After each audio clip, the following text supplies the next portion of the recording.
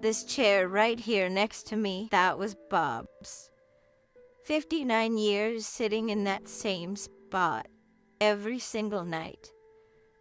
He'd walk in, sit down, let out a sigh, and say, "Maggie, what a long day." And I'd pour his tea and we'd just sit there, not saying much, just next to each other. Now it's empty. And I still look at it every day like he's going to walk through that door. Some people think loneliness means having nobody around. It doesn't. Loneliness is having an empty chair where the person you loved most used to sit. It's the house going too quiet. It's hearing silence where there used to be a voice. People ask me how I'm doing. I tell them I'm fine. I always say I'm fine. But the truth is, I spend my days talking to a man who isn't here anymore. I talk to him in the morning when I wake up. I talk to him when I make tea. I talk to him before I go to sleep. And the worst part isn't that he doesn't answer. The worst part is that some piece of me still expects him to. I didn't come here to talk about myself. I came to talk about him, about what he got right, what he got wrong, and what I wish you knew before it's too late. Because if I can stop just one person from making the same mistakes Bob made, then these 87 years will have been worth something. Bob was a good man. I want to start there because it matters that you know that. He wasn't a bad husband. He didn't drink, didn't yell, never raised a hand to anyone. He was honest, paid the bills on time, greeted the neighbors by name, held the car door open for me right up until the last day he could stand on his own 2 feet. He was the kind of man everyone respected, the kind of man you'd want your daughter to marry. We met at a church dance. I was 19, he was 21. He had on a crisp white shirt and his hair slicked to the side like he'd been rehearsing in front of the mirror all morning. He asked me to dance and stepped on my foot 3 times. I laughed so hard he turned beet red. He apologized about 5 times and I said, "Stop apologizing and ask me to dance again." We were married 8 months later. My mother said I was out of my mind. 8 months, Margaret. You barely know this man. But I did know him. I knew him by the way he looked at me when he thought I wasn't watching. By the way he held my hand, firm, like he was afraid of losing me. I knew that man was going to love me for the rest of his life. And I was right. The problem is, loving someone and being present are 2 very different things. And it took me a lot of years to understand that. The first years were beautiful. We had nothing. We lived in an apartment so small that I'd be cooking and he could smell it from the bedroom. The shower dripped, the window wouldn't close right in winter, and we'd just throw on an extra blanket and sleep wrapped around each other. Not because it was romantic, because it was cold. But it ended up being romantic anyway. We were happy. You know why? Because we were together. Truly together. No distractions, no rush, nowhere else we'd rather be. I remember one night, must have been around 1964, the power went out in the whole building. We lit a candle and sat on the kitchen floor eating bread and butter and laughing at nothing. Laughing just because. Because we were alive and together and young and the whole world fit inside that little apartment. I'd give anything to go back to that night. Not for the bread, for the laughter. Then the children came. Thomas first, then Susan. And with the children came the bills. Diapers, doctors, school, clothes they'd destroy in 2 weeks. And with the bills came the work. And with the work came the absence. Bob started working 12, 13 hours a day. He'd leave the house while the kids were still asleep and come back after they'd gone to bed again. He'd walk through the door exhausted, eat the plate I'd left warming in the oven, and sit in this chair. Sometimes he wouldn't even speak. He'd just sit and close his eyes. I didn't complain because I understood. We needed the money. But what started as necessity became habit, and before we knew it, work was all he knew. It wasn't just what he did anymore. It was who he was. He'd miss dinners. I'd cook his favorite meal, set his plate at the table, and wait. The kids would ask, "Is Daddy coming tonight?" And I'd say, "He's working, sweetheart. He'll be home later." Later. That word haunted me for the rest of my life, because later never came. He'd get home after the kids were already in bed. On Saturdays, he was too wiped out to do anything. He'd lie on the couch with the newspaper over his face. On Sundays, he was already thinking about Monday. The week would start over before the last one had even ended. Our son Thomas played baseball. He was good. The coach said he had real talent. Every Friday, I'd go to his game alone. I'd sit in the bleachers with the other moms, and every one of them had their husbands beside them. I had a purse and an empty seat. Thomas would look up at the stands before every game, every time, looking for his dad, and I could see it in his face the moment he realized Bob wasn't there. Again, his eyes would change. It wasn't anger. It was something worse than anger. It was like he was already getting used to it. I'd wave and smile, but inside I was falling apart. One day Thomas made the best play of the season. The coach was yelling, the moms were cheering, everyone was on their feet, and Thomas looked up at the stands. But this time, he looked straight at me. Only me. He'd stopped looking for his father. And in that moment, I knew something between them had broken, and it wasn't going to be put back together. Years later, Thomas told me something I never forgot. He said, "Mom, I stopped waiting the day I realized Dad's work was always going to come first." He said it calmly, without any anger, like he was talking about the weather. And that's exactly why it hurt so much. If he'd yelled, it would have been easier. Bob made up for it with things.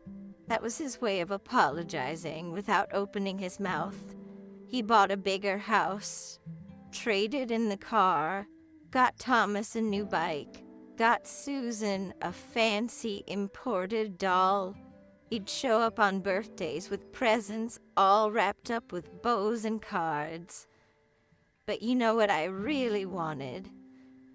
I wanted him sitting right here next to me watching television. That's it. He didn't even need to say anything, just be here. I never wanted the big house. That house had 3 bathrooms and nobody to talk to inside it. I wanted the tiny apartment where he could smell my cooking, where we laughed sitting on the kitchen floor, eating bread and butter, where we had nothing and needed nothing. We traded happiness for square footage and thought we were moving up in the world. Bob had a list. He called it the plan. He kept it in his desk drawer, written on a piece of yellow paper that he'd update every now and then. When I retire, we'll go to Italy. When I retire, we'll learn to dance again. When I retire, I'll take you to that restaurant you love. When I retire, we'll drive to the coast and watch the sunset. Everything started with, when I retire. Like retirement was a door that would open into a whole different life. He retired at 73. You know what happened? His knees couldn't handle walking 2 blocks. His heart was weak. He was on 7 medications a day and had to rest after climbing a flight of stairs. Italy ended up in a folder on his computer full of beautiful pictures of places he never saw in person. Pictures of a life he planned but never lived. We never danced again. I'd bought a dress for it. A blue dress I spotted in a shop window and thought, that's the dress I'm going to wear when we dance again. It's still in my closet. Tag still on. That restaurant I loved closed down in 2016. I don't even know what's in that building now. And Bob's plan, that yellow piece of paper in the drawer, it died before he did. I found the paper after he was gone. I read every line, and I cried. But I didn't cry out of sadness. I cried out of anger. Anger at every single time he said later, when now was right there, staring him in the face, waiting. He'd saved up money for a trip he never took. Bought things for a garage he never used. Brand new tools still in the box, plastic wrap and all. A fishing set he bought 10 years before he died and never once opened. After he was gone, my son sold it all at a yard sale. His father's entire life spread out on a table for pennies. Not because he was a bad son, because none of those things meant anything to anyone else. The things we collect in this life only matter to us. To the rest of the world, it's just junk. I went to that yard sale. I saw Bob's tools on a table marked $2. The drill he'd bought with such pride, $2. The leather jacket he wore on our 30th anniversary, $5. Strangers walking by, picking up his things, looking at them, putting them back, with no idea there was a story behind each one, that there was a man behind every object. I left and sat in the car and cried for nearly an hour. You know what I kept of Bob's? A photo of him laughing on our first Christmas together. He was wearing a crooked red Santa hat and had the goofiest look on his face that I'll never forget. A letter he wrote me when he was in the army, before we got married, where he said he thought of me every night before falling asleep.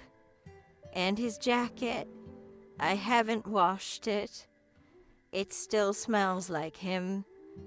Sometimes I open the closet, take out the jacket, and hold it. And for just a second, he's there. That's what's left of a person. Not the things, the smells, the laughter, the warm hand holding yours. In his last months, Bob got sick. Cancer. It came fast, and it came without mercy. In 6 months, he went from a man who mowed the lawn every week to a man who couldn't get out of bed on his own. I took care of him at home. I wouldn't let them take him to a hospital. He was going to die in his house, in his bed near his chair. I owed him that. And you know what happens when a man who worked his whole life is stuck in a bed with nothing to do? He thinks, for the first time in 60 years, there were no meetings, no deadlines, nothing to get done. All he had was time, silence, and his own thoughts. And when a man like that finally starts to really think, he cries. Bob had never cried in front of me. 60 years together, and I never once saw that man shed a tear. Not when his father died. Not when Thomas left home. Never. And in that bed, in those last months, he cried nearly every day, quietly trying to hide it, like crying was some kind of weakness. I pretended not to hear. because I knew he wouldn't want me to see. One night he took my hand, tight, the way he held it at that church dance 60 years ago, and he said, "Maggie, I should have been here more. I spent my whole life working, thinking I was doing the right thing, thinking I was taking care of you. But in the end, I was just gone. Gone from you, gone from the kids, gone from everything that mattered." He wasn't crying from pain, the pain he could handle. He was crying because he finally understood. He understood that life wasn't the house, wasn't the car, wasn't the promotion. Life was him and me sitting on the floor of that dark kitchen eating bread and butter, and he'd traded that for overtime. And I didn't know what to say, because he was right. And you can't lie to a man who's dying. In his last days, he could barely speak. His voice just wouldn't come easy anymore. But one afternoon, he looked at me and said, "You remember the bread and butter?" I said I did. He smiled. That was the last smile I ever saw on that face. He didn't ask to see his bank balance. He didn't ask about the house. He didn't mention the car or the garage or the tools. None of it. He asked me to lie down beside him, and we lay there in silence, just like in that little apartment 60 years before. His hand in mine, his heart beating faint but close to mine. Only this time it was the last time, and we both knew it, and neither of us said a word, because there was nothing left to say. He passed in the early hours of the morning, quietly, the way he always was. I was right beside him. I felt his hand go cold, little by little, and I stayed. I didn't call anyone. I didn't cry. I just held his hand for another hour, because it was the last time I'd ever do that, and I wanted it to last. Now I'm going to talk to you watching this on your phone while your wife is in the next room, to you who says you'll call your mother tomorrow, to you with a list of things to do when you find the time, to you who thinks you've still got 20, 30, 40 years ahead of you. You don't have that time. You think you do, but you don't. My Bob thought he did. His doctor thought he did. Nobody knows how much time they have, and nobody gives you a warning when it's about to run out. So I'm going to ask you for something. Today, not tomorrow, not next week. Today, call that person you've been avoiding, the one you had a falling out with and never made right. Don't send a text. Call them. Hear their voice. Because one day, you're going to want to hear that voice, and it won't be there anymore.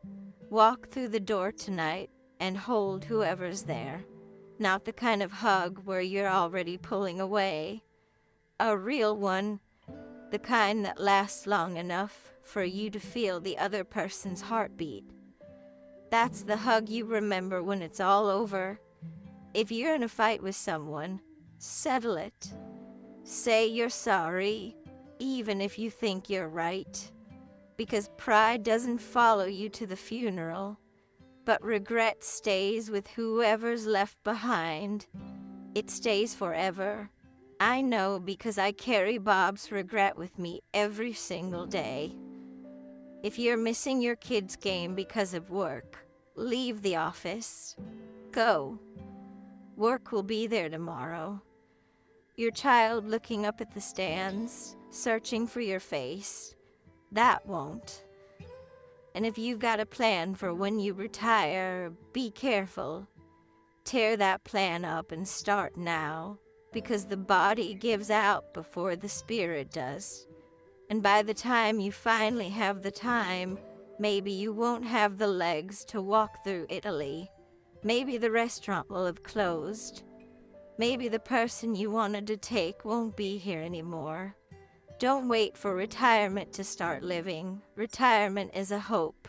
It's not a guarantee. Last night I sat right here and had my tea. Same tea as always. Same cup as always.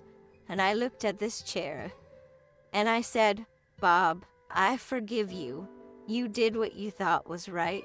You did what everyone told you to do. Work hard, provide for your family, build something. And you did build something. You just built it far away from me. I know you loved me. I just wish you'd spent a little less time at the office and a little more time right here in this chair beside me. If you asked me what I'd do if I knew today was my last day, I'd tell you I wouldn't change a thing. You know why? Because after Bob was gone, I learned to live every day like it was my last. I drank my tea slowly. I look out the window at the trees he planted in the yard. I call my grandchildren and tell them I love them, even when they're too busy to listen. I sit in this chair, and I'm grateful to be alive, because being alive is enough. I just wish I'd learned that sooner. Not when the chair went empty, but while he was still sitting in it.